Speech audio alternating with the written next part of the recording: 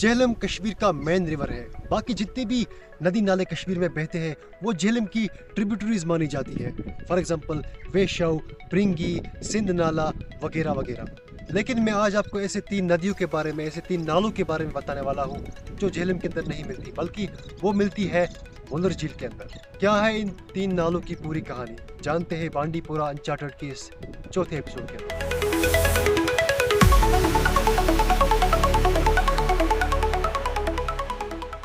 तो पहली नदी है मधुमती नदी।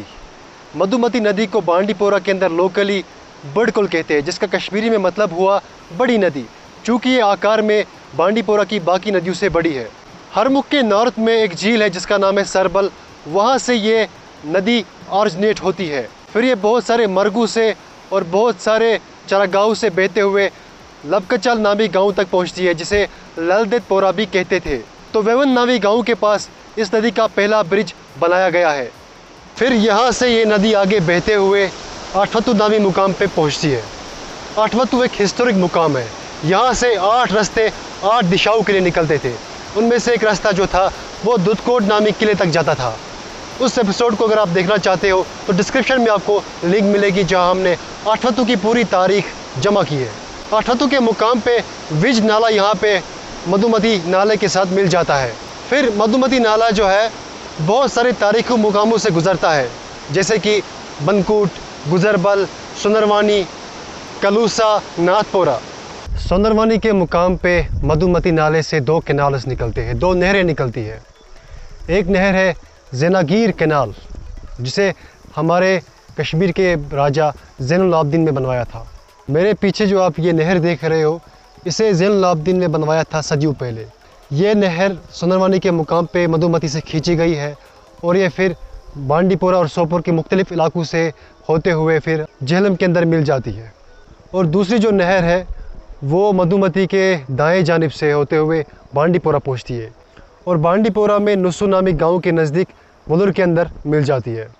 तो नाथपोरा और लारवेपोरा के दरमियान मधुमती वुलर के अंदर समा जाती है। दूसरा जो नाला है वो है इरन नाला।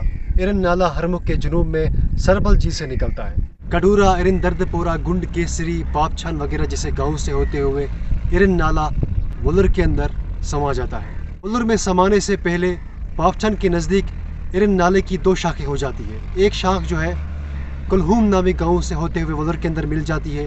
दूसरी शाख लांकऋषिपुरा नामी गांव से होते हुए वुलर के अंदर मिल जाती है। और इन दोनों शाखों के दरमियान जितनी भी ज़मीन आ जाती है वो एक आइलैंड की शेप इख्तियार करती है। इसीलिए शायद लांकऋषिपुरा को पिछले वक्तों के अंदर गुंड लांग कहते थे, यानी ऐसा गाँव जो लांग की फार्म में है। आजकल इसे लांक ऋषिपुरा कहते हैं। इसकी कहानी हमने पिछले वीडियो के अंदर कवर की है, आपको उस वीडियो की लिंक डिस्क्रिप्शन के अंदर मिल जाएगी। तीसरी जो नदी है जो झेलम के अंदर नहीं मिलती बल्कि वुलर के अंदर मिलती है वो है निंगल नाला। निंगल जो नाला है इसका ओरिजिन जो है अपर्वत पहाड़ों के अंदर है। आलापथरी स्प्रिंग से इसका ओरिजिन होता है और फिर वगूरा, सिंहपुरा जैसे गाँव से बहते हुए ये तारजू के मुकाम पे वुलर के अंदर समा जाती है। तो ये थी पूरी कहानी ऐसे 3 नालों की, ऐसे 3 नदियों की जो झेलम के अंदर नहीं मिलती बल्कि वुलर के अंदर मिलती है।